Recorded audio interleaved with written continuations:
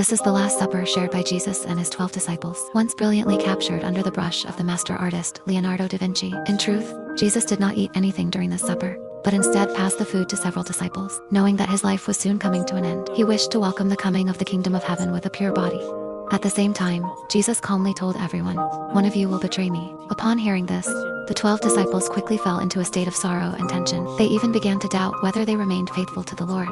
Yet among them, only Judas was deeply terrified, though he appeared calm and composed. Because before this, Judas had sold Jesus out to the Jewish religious leaders for 30 pieces of silver. Afterwards, Jesus went with his disciples to the Mount of Olives, also known as the Mount of Vigilance. There, he told his disciples about many future events, even predicting that some would surely be misled by the secular world. By that time, lawlessness would abound, and the love of many would grow cold. He lovingly told Peter and the others that only by enduring and waiting, holding fast to their faith, working diligently, and setting themselves apart from the world, could they escape the deception of the end times and enter eternity. He then went alone to a quiet place to pray. Jesus knew that to redeem humanity from sin, the moment to sacrifice his life was about to arrive. Yet, trembling at the thought of the torment he was to face, he asked God to take this bitter cup away, unwilling to spare the pain he was to endure in this earthly world. At this moment, a glorious light shone upon the sun. An angel appeared, attempting to give Jesus his strength. As Jesus prayed even more fervently in deep agony, his drops of sweat became like drops of blood falling onto the stone ground. Perhaps Jesus died precisely for the people of the world.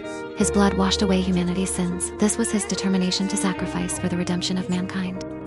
After praying, Jesus returned to the place where his disciples were resting, only to find them all asleep. So Jesus woke them all up, lest they fall into the devil's temptation. But at that moment, Judas, one of the 12 disciples, arrived with many soldiers armed with clubs, including the Jewish chief priests and some elders of the people. Judas then approached Jesus, attempting to signal to those behind him through affectionate gesture, "This is Jesus." Meanwhile, several disciples became extremely agitated, trying to fight to the death against this hypocritical crowd. The impulsive Peter even drew a dagger and struck off the ear of the high priest's servant. Even at a time like this, Jesus still used a miracle to restore the ear the injured man had lost. Yet this mob carrying clubs treated a teacher who taught daily in the temple as if he were a bandit, coming to arrest him. As one can imagine, how hypocritical and despicable these Jews were, acting out of at the same time, to fulfill the words Jesus had spoken, his disciples all deserted him and fled. And, as expected, Jesus was taken away by the soldiers. He was detained in a courtyard, left to be mocked and ridiculed by the crowd. What will happen next?